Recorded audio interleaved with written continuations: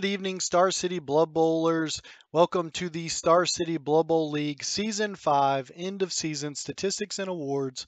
I'm excited. This is probably my favorite thing that I do each season, and so I'm excited to give out awards to teams and players and coaches um, who just played and took part in the season and just did exceptionally well. This is a really special season because it included both a regular Blood Bowl season, which was a Blood Bowl 2020 season that was going on as part of the Cave Spring Crash and Star City Blood Bowl League merger, as well as it included a Blood Bowl 2016 Stunty League. And so we kind of have a double feature going on where we're going to give out awards for both of those teams during this time. So I guess really without further ado, let's just get into it and see where we ended up. So league totals for season 5. As I mentioned already, there was a regular Blood Bowl and a Stunty League going on simultaneously over the past 5 months or so. That included 18 different teams, 18 coaches, and in total 110 games of Blood Bowl were played during that time. The average Blood Bowl team value in the regular Blood Bowl league was 1160 team value, and the average Stunty League team value was 1220 team value. So I was a little surprised, honestly, when I looked at this at the average Blood Bowl team value over the course of 6 games, because I know historically in Blood Bowl we end up somewhere around 1250, maybe a little further. Um, Maybe even 1350 or 1450 in just 6 or 7 games. And I don't know if that has to do with there was just more player deaths in the regular Blood Bowl season or lower scoring due to better defense being played, or just the fact that we don't have as many plus strength, plus agility players that really just kind of bloat your team value up.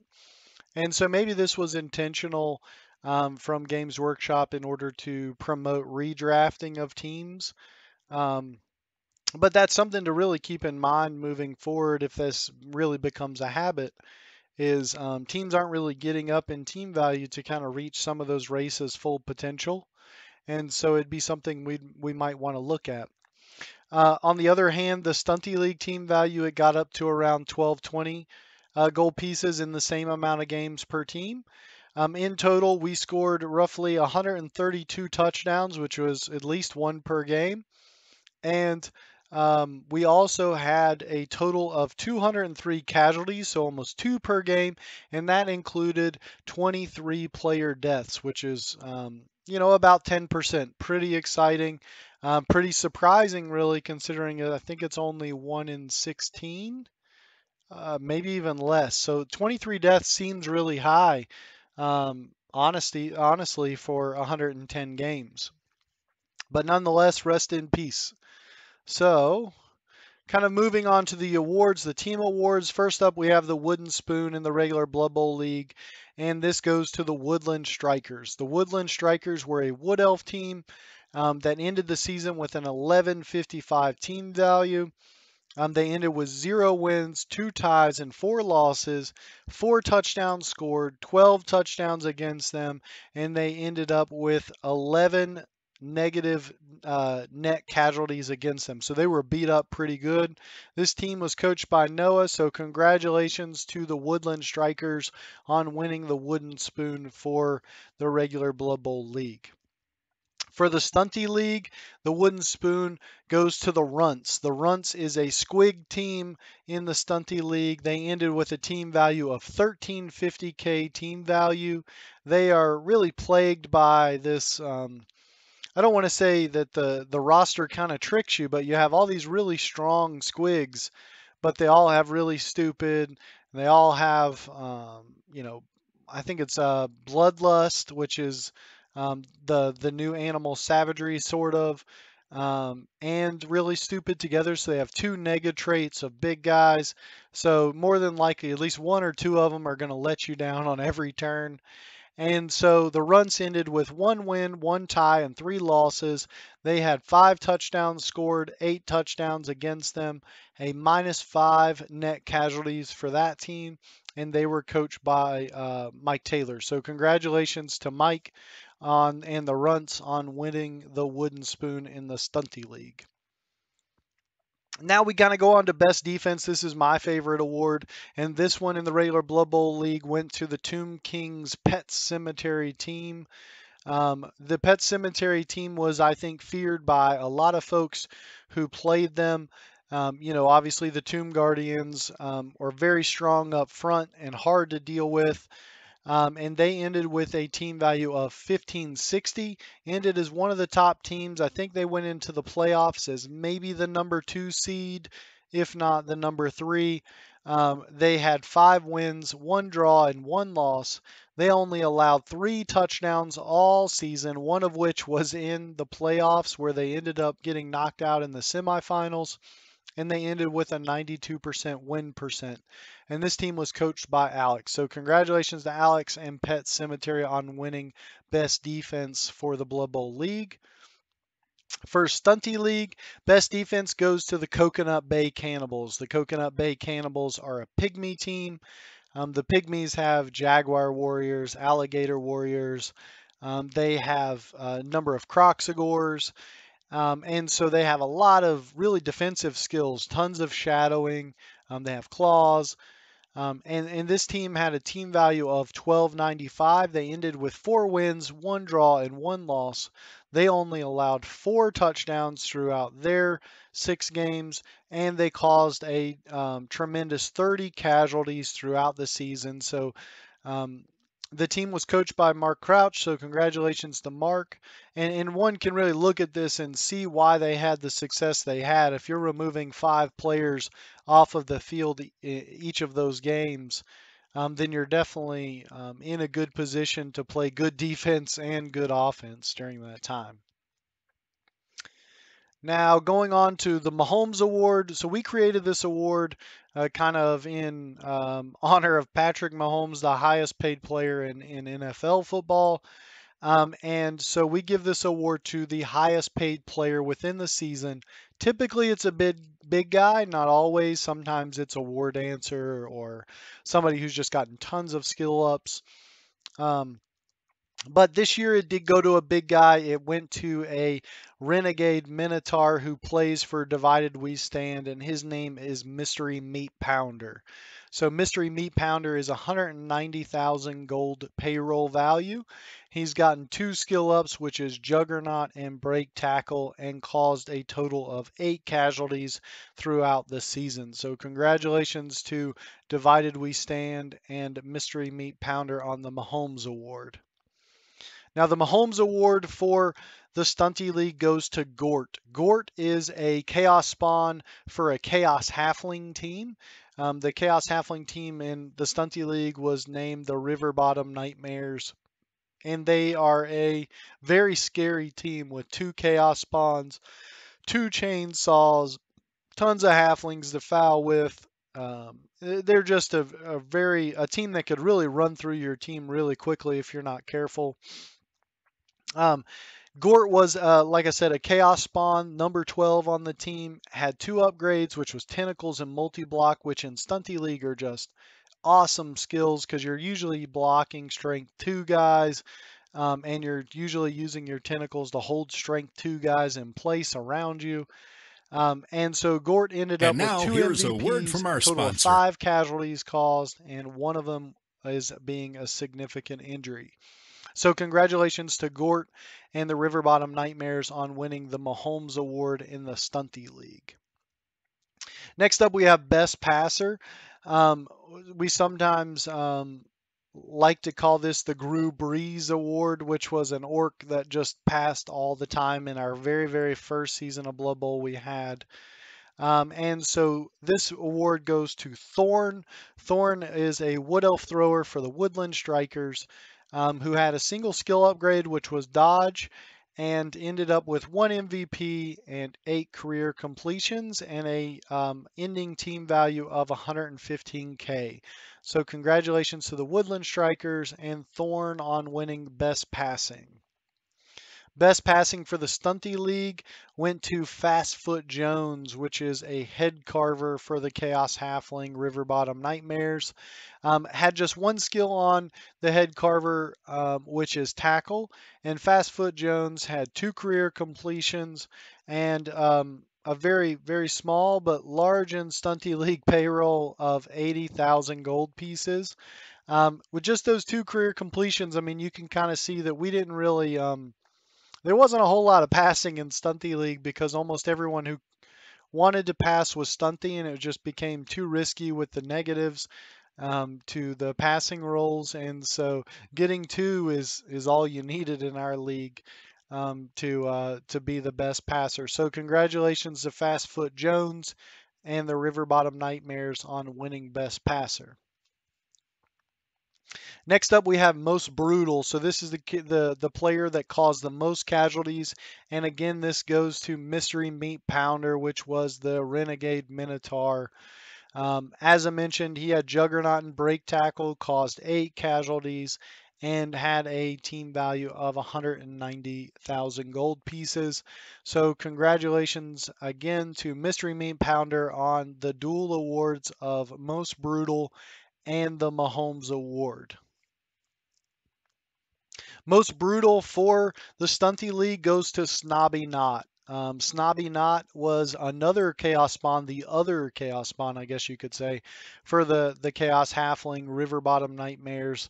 Um, Snobby Knot had 2 skills, which was Piling On and Juggernaut, and ended up with 9 total casualties, 8 badly hurts, 1 significant injury, and 190,000 payroll value. So congratulations to Snobby Knot and the River Bottom Nightmares on most brutal. Next up, we got the high scorer for the league. Nobody's really surprised at this. It was Mario LaClaus who played for the MASH. He was a werewolf, number 7, and the werewolf ends up Mario has 3 different skill ups right now, which is block, dodge, and sidestep. He scored 9 of the team's 14 touchdowns and ended up with 185,000 gold payroll value. So congratulations to Mario and the MASH on winning the highest scorer award. Next up, we have the highest scorer for the Stunty League. This went to Ripfang Warptooth, which was the assassin for the Skitter Scatter touchdown, which was a Eshin Adept Stunty League team.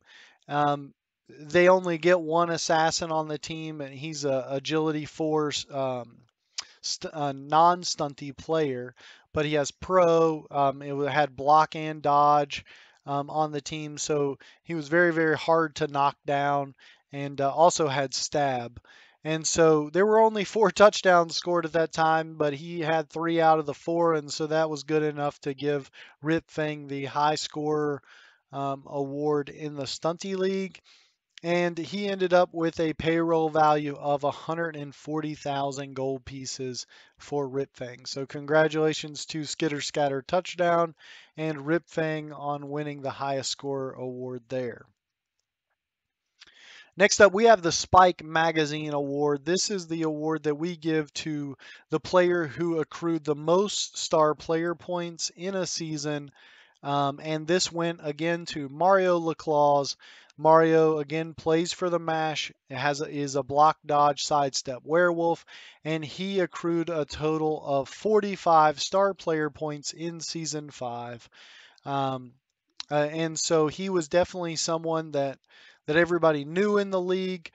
He gained a reputation as someone everybody wanted to kill in the league, and if he comes back for season 6, I'm sure everybody will also be trying to kill him in a league again. So congratulations again to Mario and the MASH for the Spike Magazine Award. This is really our most prestigious single player award because it means that they did really well with both casualties and touchdowns, as far as gaining star player points, winning MVPs. They just had a lot of success. Next up, we have the Spike Magazine Award for the Stunty League. I think maybe this is the first Spike Magazine Award I've ever given to a big guy. And so this one goes to Koroki, which is a Croxagore for the Coconut Bay Cannibals Pygmy team. And Kuroki ended up with guard and break tackle. He had 3 MVPs and 5 casualties, a total of 3 badly hurts, 2 significant injuries. Ended up with 28 star player points in season 5 in the Stunty League and 170,000 payroll value for Kuroki, the Croxagore.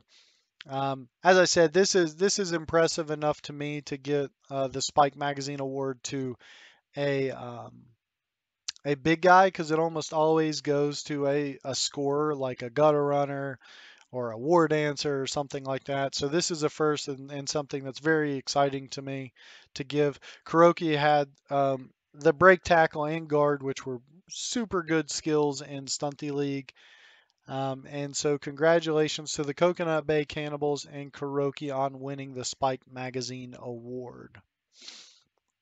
All right, so now we get into the champion part, right? So at the end of the season, we had to crown the Coconut Bay Cannibals as the Stunty League champions.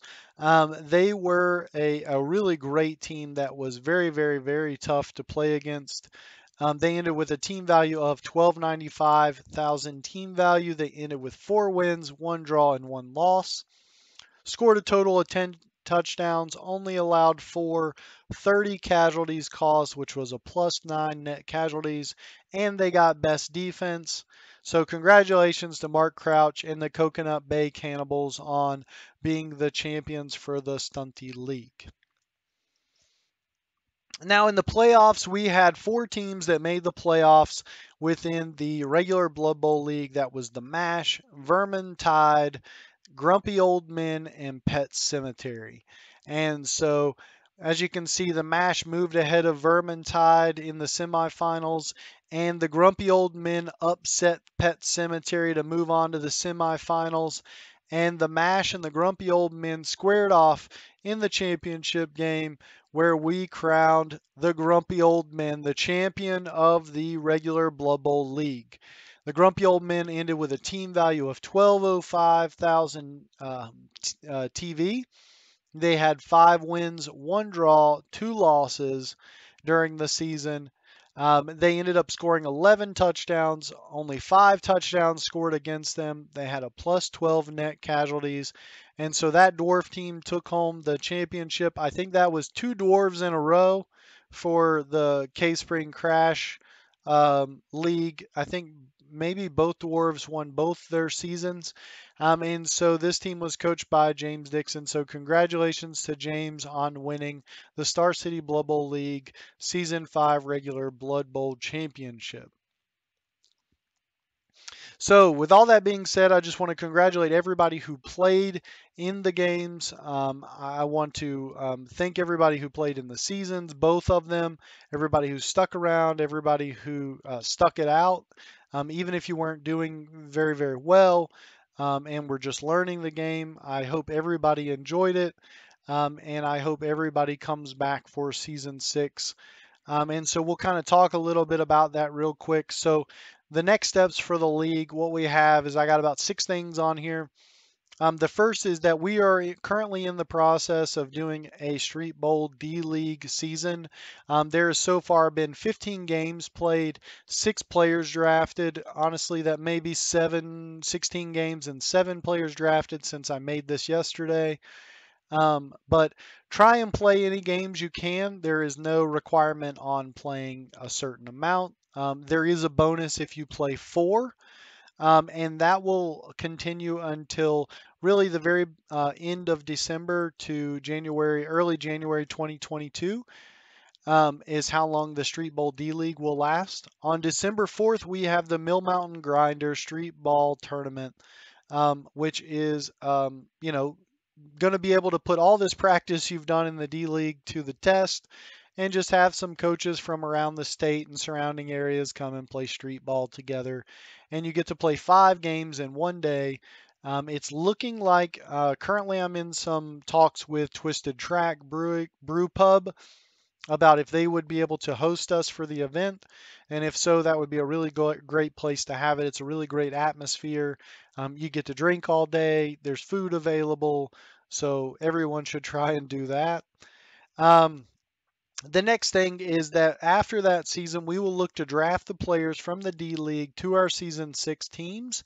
We've kind of put together some rules for that in our committee, and so we'll publish those when they come out. But ideally, everybody would get to draft either 3 players or get the bonus money to help build their team to start the season. And we would look to launch season 6 in January of 2022. So, in that time, between now and then, hopefully you're thinking about what race you want to play. If you're buying a new team, you buy it, get it painted up so it looks good on the pitch, and everybody has an improved experience that way when you're playing against painted teams. And then the next thing is that I'm going to continue planning for the Big Lick Brawl in March. This is kind of going to be a couple things that are new to the Big Lick Brawl that we're definitely going to try. The first is that it's going to be 4 rounds, so 4 different games in a day. Make for a little bit longer day, but it'll allow for a little bit more of maybe the way you play is less or the way you end up in the standings is a little less based on the luck of your matchups and more based on skill. But it also we're going to do this 2-man or 2-person team event. This 2-headed giant where you will team up with another coach and then you'll face off against other 2-person teams in Blood Bowl, and the cumulative scores of your games will be combined to figure out wins and losses. Um, and then lastly, we have for the Big League Brawl 2022, I've been in talking with Charles Wolf, which is a really great artist who has kind of evolved our logo. And so I want to show that to you guys because I'm really excited. I just got it in the mail, and we will work on the colors and the presentations, but we got the base concept. We've got the the kind of sketch of it in. So this is the old logo right here. This spiked tongue, kind of Rolling Stones looking logo. We use this from 2019 through 2021. 3 Big Lick Brawl tournaments. Over 120 coaches have seen this logo. And it's been put on swag and all sorts of things throughout the years as we've advertised. And in 2022, we're going to bring in a new logo. As I mentioned, it's from Charles Wolf, and this is the logo we're looking at here.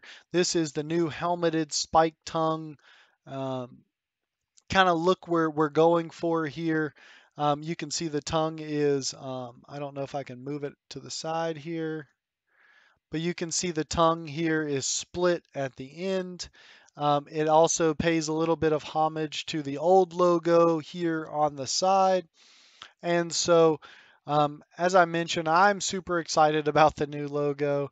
I hope everybody else is as well. I think it'll look really cool. It'll give our tournament a more unique brand to it, I guess, than the old logo would. And hopefully this is something that becomes recognizable to coaches, within the Blood Bowl community, as the kind of look for our event. So, with all that being said, that's really all the awards and news I have for now. I guess really until next time, I've just been really pleased and had a pleasure of getting to know all of you as we've played Blood Bowl and want to continue to do so in the future. Congratulations again to all our award winners, and everybody have a great night.